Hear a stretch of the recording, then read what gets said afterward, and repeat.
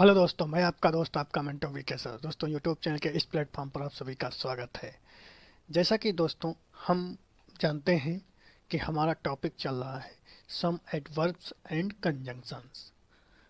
हमारा topic some adverbs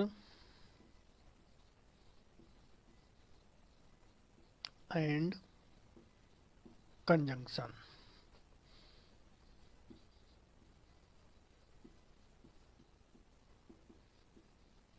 ये हमारा टॉपिक चल रहा है। दोस्तों, आज हम विभिन्न एडवर्ब्स एंड कंजंक्शंस के बारे में जानेंगे।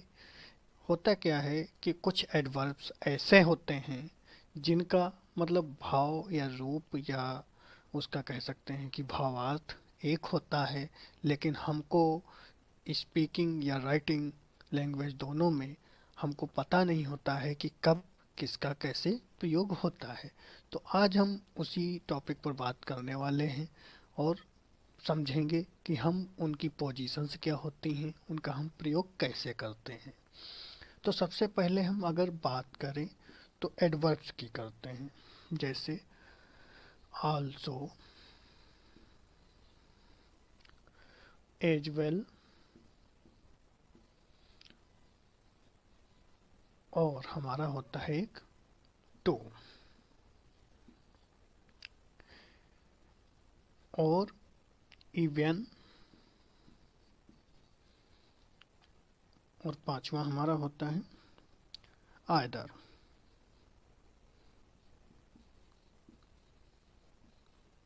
दोस्तों, इसको कुछ लोग ईदर भी पढ़ते हैं और आइदर भी पढ़ते हैं, लेकिन सही प्रोनाउंसिएशन आइदर ही होता है। तो हम देखें कि पांच प्रकार के एडवर्ब्स हैं। अगर जिसके भावार्थ की बात करें या इसका जो मतलब होता है, इन सब ये सब जो यूज किए जाते हैं वो हमको भी का भाव देते हैं, यानी किसी भी सेंटेंस में भी के अर्थ में ये प्रयोग किए जाते हैं। लेकिन होता क्या दोस्तों है कि हमको पता नहीं होता है कि अगर जैसे हमको किसी वर्ड को जैसे इनका वर्ड होता है, किसी वर्ड को ये मॉडिफाई करते हैं, लेकिन हमको यही नहीं पता होता है कि हम इन वर्ड को कब और कैसे प्रयोग करें, क्योंकि अगर सबका अर्थ एक ही जैसा होता है तो हम कोई किसी का भी प्रयोग कर दें, ये बात सही है, लेकिन इनकी हमको विभिन्न पोजीशन भी हमको पता होनी चाहिए। हमको ये भी पता होना चाहिए कौन पॉजिटिव में प्रयोग किया जाता है, कौन नेगेटिव में प्रयोग किया जाता है, और कौन नेगेटिव इंट्रोगेटिव प्रयोग किए जाते हैं, कोई इंट्रोगेटिव प्रयोग किए जाते हैं। तो हम इन पर आज विशेष रूप से थोड़ा इस क्लास में आज पूरा विस्तार से जानेंगे। तो सबसे पहले अगर हम बात करें तो आल्सो और एज वेल और टू की बात करें अगर, तो ये हमारे तीन प्रकार के जो एडवर्ब्स एंड कंजंक्शंस के रूप में जो होते हैं, ये हमको अगर यूज करना हो तो हम पॉजिटिव सेंटेंस में इनका प्रयोग करते हैं। अगर इसकी पोजीशन की बात करें, सॉरी, इसके टेंस में अगर इनकी पॉजिटिव और नेगेटिव मतलब सकारात्मक और नकारात्मक की बात करें तो ये पॉजिटिव में प्रयोग किए जाते हैं, यानी जो टेंस पॉजिटिव होते हैं उनमें मोस्टली प्रयोग किए जाते हैं। और जो इवन होता है ये पॉजिटिव और नेगेटिव दोनों में प्रयोग किया जाता है। ये पॉजिटिव और नेगेटिव दोनों में प्रयोग किए जाते हैं। और अगर हम बात आइदर की करें तो ये केवल और केवल नेगेटिव में प्रयोग किया जाता है। हम समझ गए होंगे अब कि इनका प्रयोग कब कैसे करते हैं। हालांकि हम एग्जाम्पल के माध्यम से अभी आगे समझेंगे, लेकिन हम पहले इसकी बेसिक के बारे में अभी बता दें, क्योंकि तब आगे पढ़ाएंगे तो थोड़ा अच्छा भी लगेगा। तो हम समझ गए कि आल्सो एज वेल और टू जो हमारे होते हैं ये पॉजिटिव वाक्यों में प्रयोग किए जाते हैं। इवन का प्रयोग हम पॉजिटिव और नेगेटिव दोनों में करते हैं, जबकि आइदर का प्रयोग हम केवल नेगेटिव में करते हैं। दोस्तों, अब हम इसकी बात करेंगे पोजीशन की, कि हम इसकी पोजीशन क्या होती है, इनकी पोजीशन, इनकी क्योंकि वेरियस टाइप ऑफ पोजीशंस होती हैं इनकी। तो हम अगर पोजीशन की बात करें तो सबसे पहले अगर आल्सो की बात करते हैं तो आल्सो जो होता है दोस्तों, ये हमेशा मेन वर्ब से पहले आता है। यानी जो ये मेन वर्ब हमारी होती हैं, अगर अगर जो लोग मेन वर्ब या वर्ब के बारे में नहीं जानते हैं तो आप मेरी पिछली क्लास सर्च करोगे तो आपको वहाँ पर मिल जाएंगी। वहाँ पर हम इसके विस्तार पूर्वक बात किए हैं। तो जो मेन वर्ब होती हैं उनसे क्या होता है, उनसे ये पहले प्रयोग किया जाता है। अब अगर वो लोग क्लास देखे होंगे तो उनको ये पता होगा कि वर्ब्स मैंने एक होती है हेल्पिंग वर्ब्स यानी सहायक क्रिया, जिसमें is am are was were सब आते हैं। और मेन वर्ब्स होती है जैसे खाता है, पीता है, रोता है, हंसता है, ये सब हमारी क्या है, मेन वर्ब्स होती हैं। तो अगर जनरली बात किया जाए तो अगर सही रूल्स या आपको अगर बुक अगर देखोगे कोई भी तो हो सकता है ये लिखा हो कि हम आल्सो का प्रयोग हेल्पिंग वर्ब के बाद और मेन वर्ब से पहले करते हैं। ये बात सही है। लेकिन होता क्या है, जैसे प्रेजेंट इंडिफिनिट या पास्ट इंडिफिनिट का अगर रूल लें तो उसमें हमको क्या होता है कि मेन हेल्पिंग वर्ब नहीं मिलती है।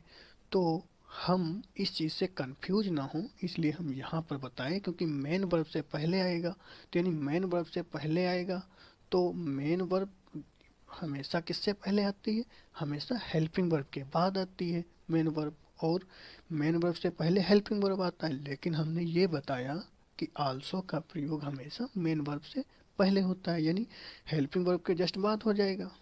आप लोग समझ गए होंगे। हालांकि आज के डेट में अगर आज ही हम द हिंदू पढ़ रहे थे तो उसमें आल्सो का प्रयोग हम देखे थे कि वो सेंटेंस के स्टार्टिंग में भी आया हुआ था। तो हाँ, ये भी हो सकता है कि कभी कभी जब पूरे सेंटेंस को अगर मॉडिफाई कर रहा हो कभी कभार हमको देखने को मिल सकता है। और अगर हम बात एज वेल और टू और आइदर की करें, बात अगर हम एज वेल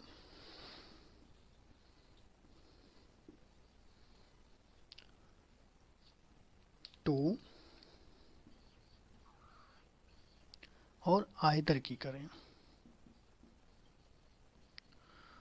तो दोस्तों ये होता क्या है, ये सेंटेंस के सबसे आखिरी में आते हैं।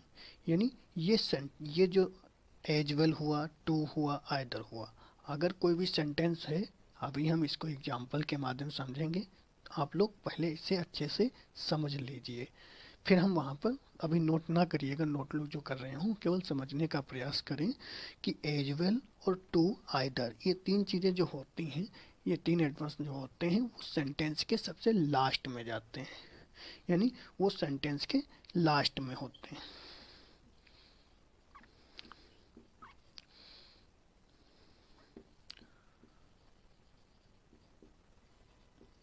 ये सेंटेंस के लास्ट में प्रयोग किए जाते हैं।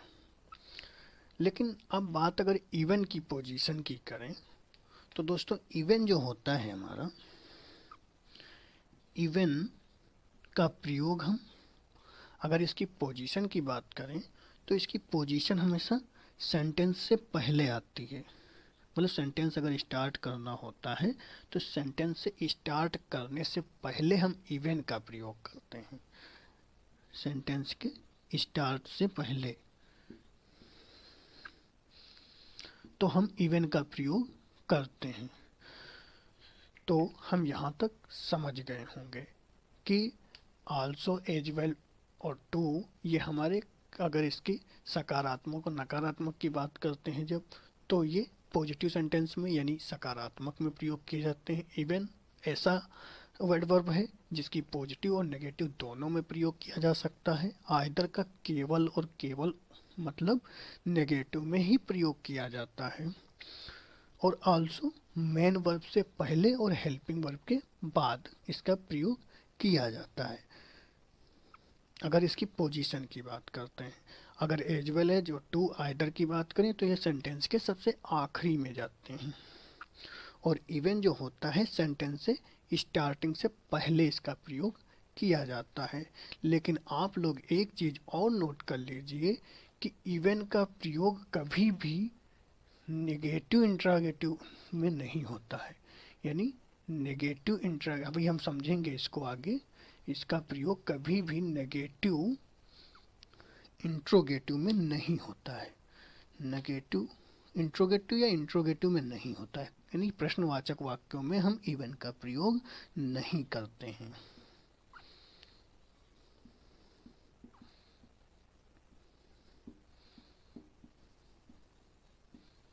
नहीं किया जाता है।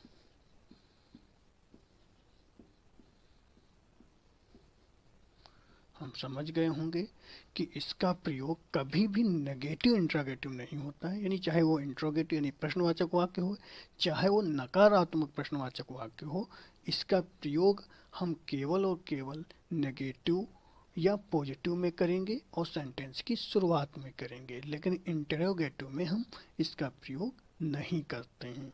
अगर इंट्रोगेटिव पॉजिटिव रहा, क्योंकि हमने बताया ना कि नेगेटिव और इंट्रोगेटिव, नेगेटिव इंट्रोगेटिव और एक होता है इंट्रोगेटिव, जो जैसे हम पूछते हैं क्या आप जाओगे, तो ये इंट्रोगेटिव तो है लेकिन ये पॉजिटिव इंट्रोगेटिव है। क्या आप नहीं जाओगे, तो ये क्या है, हमारा नेगेटिव इंट्रोगेटिव है। तो जैसे पॉजिटिव जो होता है इंट्रोगेटिव, उसमें हम इनका प्रयोग करते हैं, और अगर नेगेटिव हुआ तो आइदर का प्रयोग करते हैं। समझ गए? अभी हम एग्जाम्पल के माध्यम से इसको समझने का प्रयास करेंगे। तब तक आप लोग अगर इसका स्क्रीनशॉट लेना चाहें तो ले लीजिए।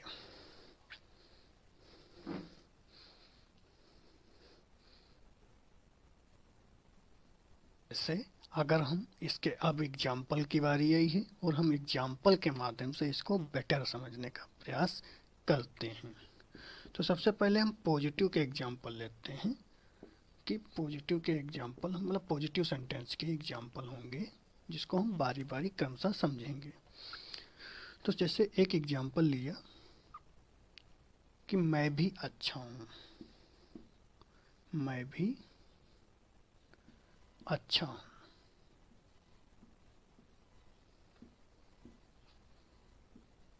ये हमारा हिंदी एग्जाम्पल हुआ। तो अगर हम इसको इंग्लिश में बोलना हो या इंग्लिश में लिखना हो तो हम कैसे लिखेंगे, जानेंगे कि जैसे आई एम, एम हमारा एम हो गया, I am also good, I am also good. आप लोग रिपीट करिए, I am also good, I am also good, यानी मैं भी अच्छा हूँ। अगर इसको हम एज वेल से बनाना हो तो बनाएंगे ऐसे, I am good as well.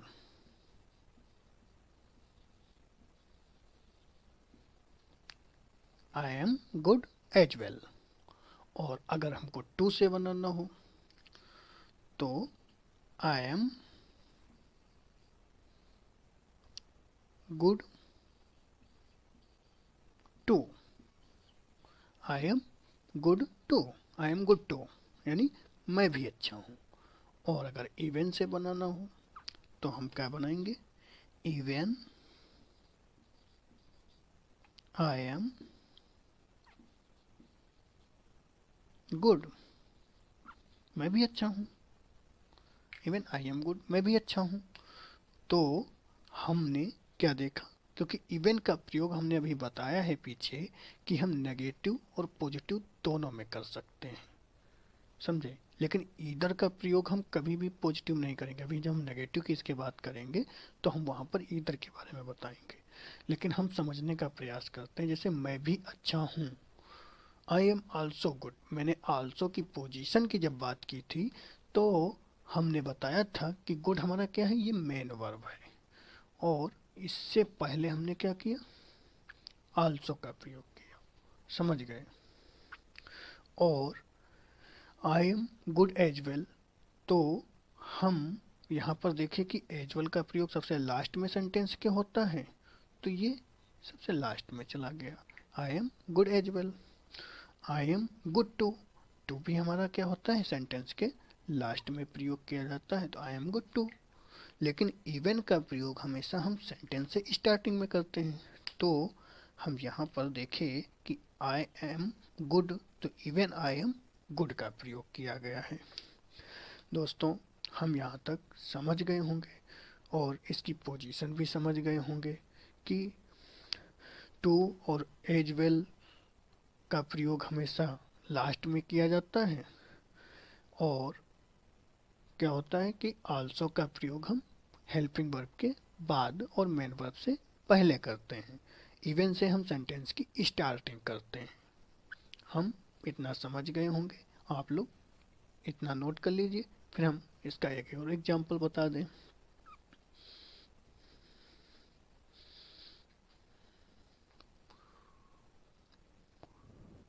Example, हमारा नेक्स्ट एग्जांपल है वो भी आ रहा है, तो हम इसको कैसे बनाएंगे?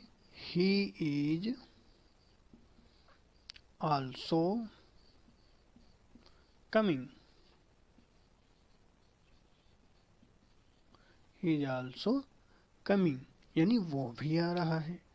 अगर हम एज वेल से बनाएं तो कैसे बनेगा? He is coming as well, क्योंकि एज वेल की पोजीशन लास्ट में होती है, आल्सो की पोजीशन हेल्पिंग वर्ब के बाद होती है, मेन वर्ब से पहले होती है, यानी he is coming as well. और अगर टू से बनाए तो ही इज कमिंग टू, वो भी आ रहा है। और अगर इवन से बनाए तो इवन ही इज कमिंग। अब हम समझ गए होंगे कि इवन का प्रयोग हम सेंटेंस से पहले करते हैं, जबकि टू और एज वेल का प्रयोग हम सेंटेंस के लास्ट में करते हैं। और आल्सो का प्रयोग हम हेल्पिंग वर्ब या मेन वर्ब से पहले करते हैं, हेल्पिंग वर्ब के बाद और मेन वर्ब से पहले करते हैं। हम अब इतना समझ गए होंगे। अब बात हम इसके निगेटिव की कर रहे हैं। आप लोग इतना नोट डाउन कर लीजिए। हमारा नेक्स्ट एग्जाम्पल है कि मैं भी अच्छा नहीं हूँ। तो ये हमारा क्या है? ये हमारा नेगेटिव वाक्य है, क्योंकि इसमें नहीं है तो इसलिए नेगेटिव है। तो ये नेगेटिव वाक्य को हम कैसे बनाएंगे? नेगेटिव वाक्य को हम दो ही ऑप्शन है हमारे, क्योंकि एज वेल आल्सो टू ये तो हमारे पॉजिटिव सेंटेंस में आते हैं, तो हम इनका तो प्रयोग कर नहीं सकते। अब बचा इवन का, क्योंकि इवन का कर सकते हैं कि इवन पॉजिटिव भी है नेगेटिव भी, दोनों वाक्यों में किया जा सकता है। आइदर केवल नेगेटिव में किया जा सकता है। तो सबसे पहले अगर हम आइदर की करें तो मैं भी अच्छा नहीं हूँ, यानी आई एम नॉट गुड आइदर।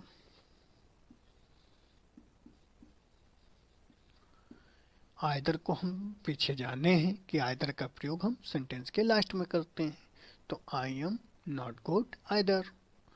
तो अगर हम इवन से बनाना चाहें तो ये even I am not good, ये भी हमारा सही है। लेकिन तब भी कुछ लोगों के मन में आता होगा अगर दोनों आ जाए ऑप्शन में तो क्या करेंगे? तो दोस्तों हम आइदर को प्रायोरिटी ज़्यादा देंगे, क्योंकि आइदर हमारा क्या है? केवल नेगेटिव में प्रयोग किया जाता है, और जबकि इवन हमारा नेगेटिव और पॉजिटिव दोनों में प्रयोग किया जाता है। लेकिन हाँ, एक चीज़ आप लोग याद रखिएगा कि हम कभी भी नेगेटिव सेंटेंस में आल्सो एज वेल टू का प्रयोग नहीं करते हैं। ऐसा नहीं कर सकते कि I am not good too, I am not good too, ये गलत हो जाएगा। ये नहीं बोल सकते I am not good as well, या ये भी नहीं बोल सकते I am not also good, ये भी नहीं कर सकते। तो ये क्या होता है? ये पॉजिटिव सेंटेंस में प्रयोग किए जाते हैं। इनको हम दो ही तरीके से बना सकते हैं। आप लोग इतना नोट डाउन कर लीजिए, फिर हम नेक्स्ट एग्जाम्पल में बताएं। अभी जैसे हमारा एग्जाम्पल है, मैं भी फल पसंद नहीं करता हूँ। अगर इसको बनाना हो तो आई डोंट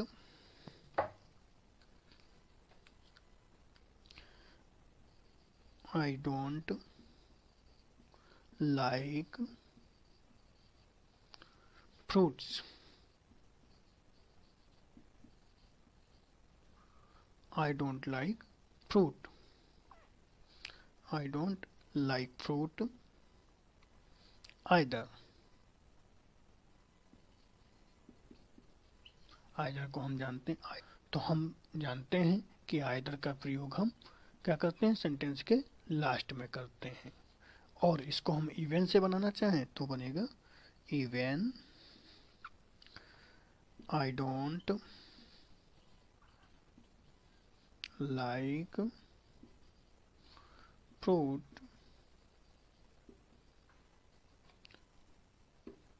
यानी even I don't like fruit. तो ये हमारा क्या है, मैं भी फल पसंद नहीं करता। तो इस तरह से भी हम नेगेटिव वाक्यों में आइदर और इवन का प्रयोग कर सकते हैं। आप लोग कितना नोट डाउन कर लीजिए। अब हम जानेंगे इंटेरोगेटिव में।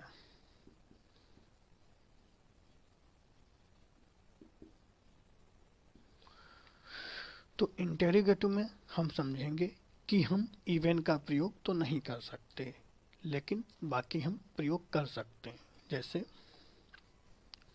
क्या तुम भी आ रहे हो, आर यू,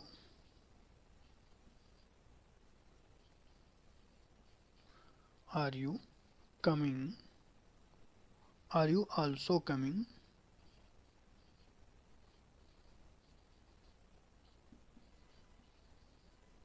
यानी आर यू आल्सो कमिंग, यानी और अगर हम बात करें, जैसे आल्सो की बात किए, आर यू आल्सो कमिंग यानी आप भी आ रहे हो।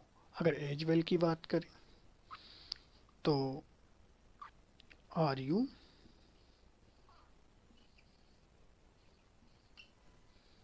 Coming as well.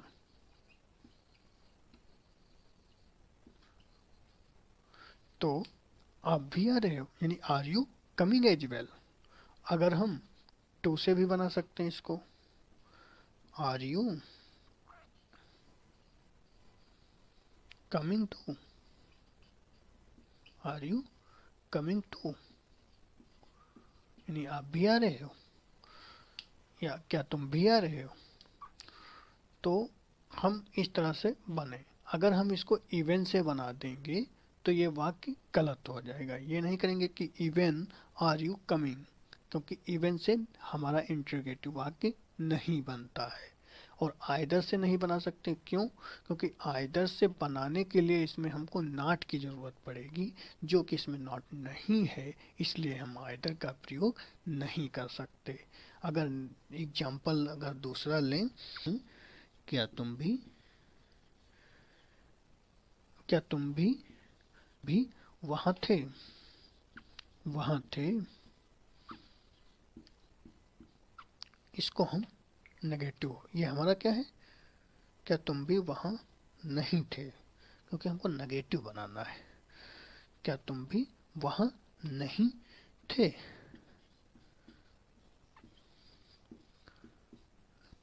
तो ये क्या हुआ, क्या तुम भी वहाँ नहीं थे। अगर हमको इस तरह का वाक्य बनाने के लिए हमको आइदर का प्रयोग करना पड़ेगा। जैसे वर यू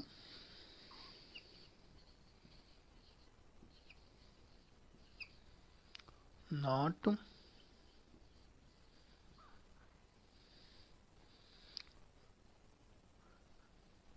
देयर आइदर, इसमें हम आइदर का प्रयोग कर सकते हो। आइदर का प्रयोग सबसे लास्ट में किया जाता है। लेकिन अब हम ये ना समझ लें कि इवन का भी नेगेटिव और पॉजिटिव में कर सकते हैं, तो यहाँ पर नेगेटिव का प्रयोग करें। तो अगर हम जैसे करेंगे कि even were you not there, हमारा ये सेंटेंस गलत हो जाएगा, क्योंकि इवन का प्रयोग इंट्रोगेटिव में नहीं किया जाता है। और अगर हमको नेगेटिव में करना होता है तो ईदर और इवन का कर सकते हैं, पॉजिटिव में इवन का कर सकते हैं, लेकिन इंट्रोगेटिव में हम इवन का प्रयोग नहीं करते हैं। और अगर पॉजिटिव है interrogative, are you also coming, क्योंकि क्या आप आ रहे हो, इसमें नॉट नहीं है, तो आप आल्सो से भी बना सकते हो, एज वेल से भी बना सकते हो और टू से भी बना सकते हो।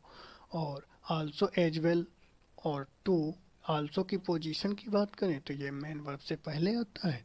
एज वेल टू और इधर जो हमारा होता है ये हमारा सेंटेंस के लास्ट में आता है। इवन का प्रयोग हम सेंटेंस की शुरुआत में करते हैं और इवन का प्रयोग हम इंट्रोगेटिव में नहीं करते हैं, फिर चाहे वो पॉजिटिव हो और फिर चाहे वो निगेटिव हो। हम समझ गए होंगे। और हमारी इंग्लिश अगर इस तरह से अगर हम प्रयोग करते हैं, अगर हम समझ के प्रयोग करते हैं, तो कोई भी एग्ज़ाम हो चाहे हमको बोलना हो। और दोस्तों आप लोग इतना नोट डाउन कर लीजिए।